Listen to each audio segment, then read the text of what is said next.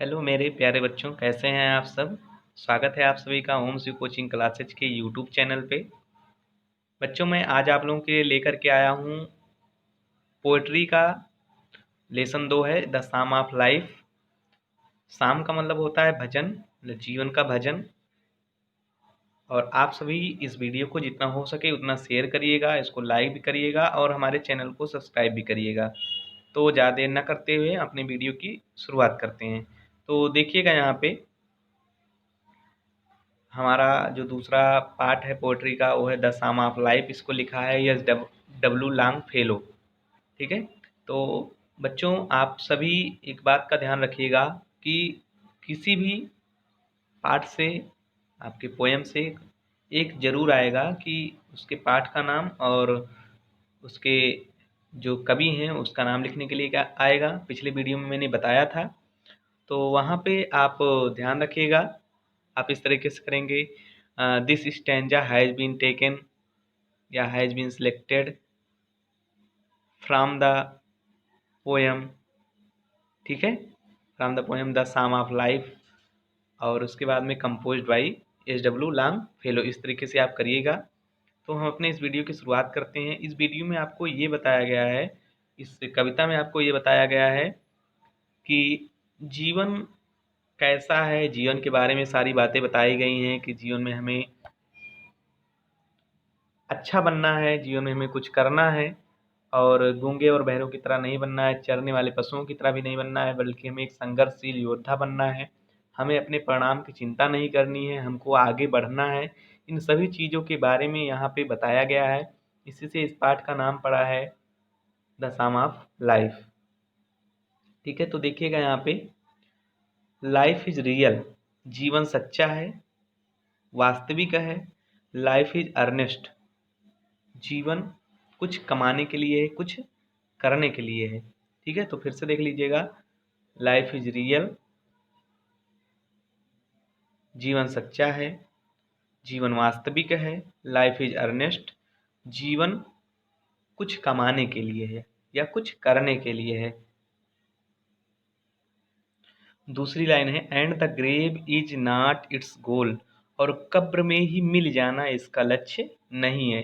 कहने का मतलब ये है कि जीवन हमें जो मिला है, हमें उसमें कुछ ना कुछ बहुत अच्छा काम करना है, और इसका यह लक्ष्य नहीं होना चाहिए कि हम कब्र में ही मिल जाए। कहने का मतलब है कि हम कुछ कर ना पाएँ। आगे बढ़ते हैं, dust thou art to dust returnest, यद्यपि इसका जन्म, या दाऊ का मतलब यहाँ पे होगा तेरा, यद्यपि इसका जन्म कहाँ पे हुआ है, मिट्टी में हुआ है और मिट्टी में ही इसको मिल जाना है। यद्यपि इसका जन्म मिट्टी में हुआ है और मिट्टी में ही इसको मिल जाना है। Is not spoken of the soul, ऐसा हमारी आत्मा के बारे में नहीं कहा गया है, या ऐसा हमारी आत्मा के द्वारा नहीं कहा जाता है कि हम कुछ अपने जीवन में कर ना पाएँ। तो देख लीजिएगा फिर से एक बार इसको, लाइफ इज रियल, जीवन सच्चा है, जीवन वास्तविक है। लाइफ इज अर्नेस्ट, जीवन कुछ कमाने के लिए है, कुछ करने के लिए है। And the grave is not its goal, और कब्र में ही मिल जाना इसका लक्ष्य नहीं होना चाहिए। यद्यपि इसका जन्म जो है मिट्टी में ही हुआ है और मिट्टी में ही इसको मिल जाना है। ऐसा करने के लिए हमारी आत्मा नहीं कहती है, ऐसा हमारी आत्मा के बारे में नहीं कहा गया है।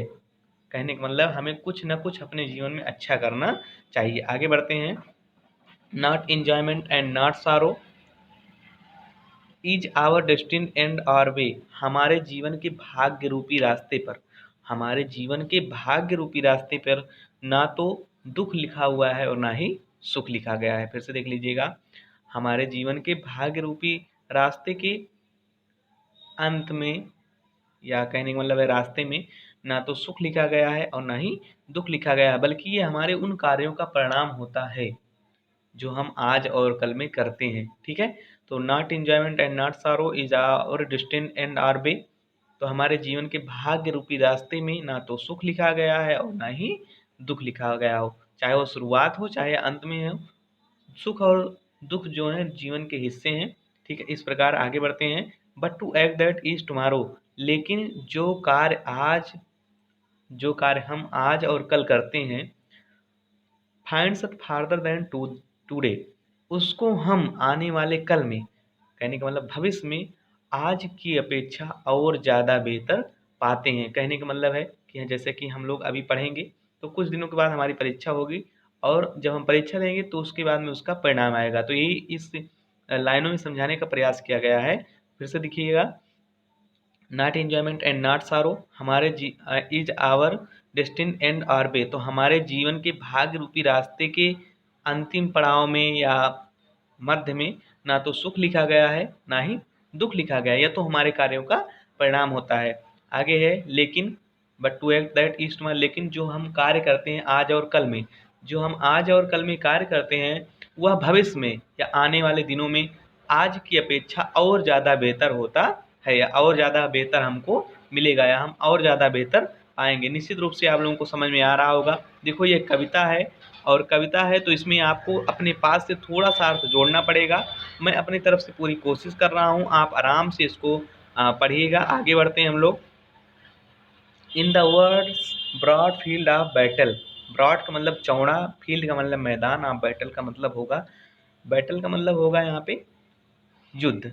तो यह संसार जो है वो विशाल युद्ध का मैदान है। कहने का मतलब है इसमें बहुत सारा मतलब युद्ध हम लोग को अपने जीवन में करना रहता है।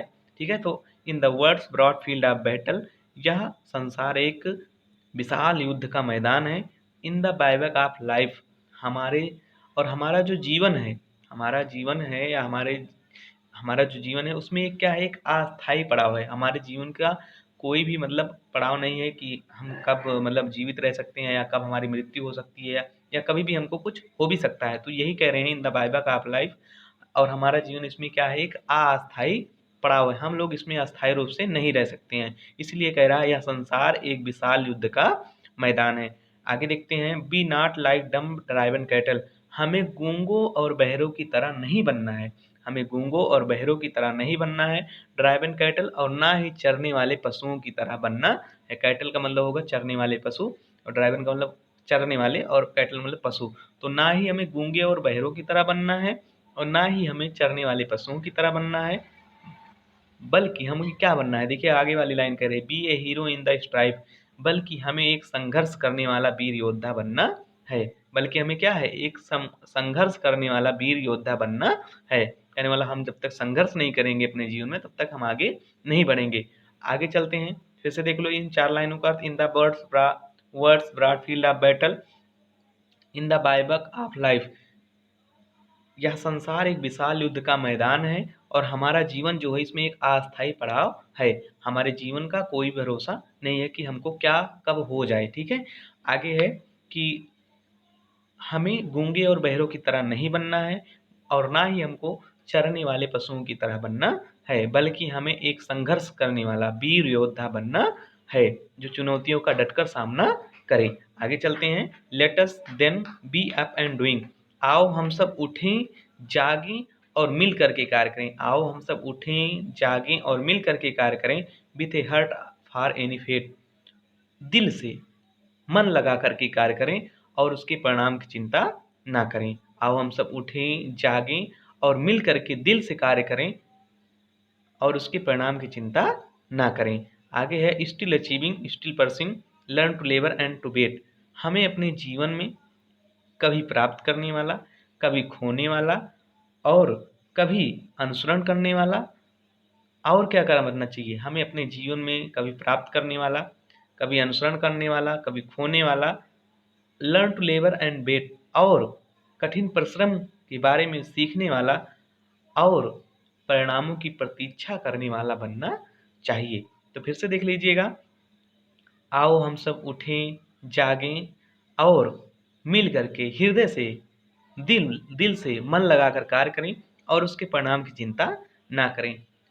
हमें अपने जीवन में सीखना चाहिए, प्राप्त करने वाला, हमें प्राप्त करने वाला बनना चाहिए, खोने वाला भी बनना चाहिए। कभी हम कुछ पाएंगे, कभी हम कुछ खोएंगे, और कभी मतलब कुछ चीज़ों का अनुसरण करने वाला और अपने जीवन में संघर्ष करने वाला, कठिन परिश्रम करने वाला बनना चाहिए और परिणामों की प्रतीक्षा करने वाला भी बनना चाहिए। तो इस प्रकार से इस पाठ का अंत होता है। ख़त्म होता है ये पाठ। आप ज़रूर बताइएगा कि आपको ये पाठ कैसा लगा। मैंने अपनी तरफ से पूरी कोशिश की है एकदम सामान्य शब्दों में आप लोगों को बताने की, तो आप लोग ज़रूर बताइएगा। हम अपने अगले वीडियो में आपसे ज़रूर मिलेंगे। तब तक के लिए धन्यवाद।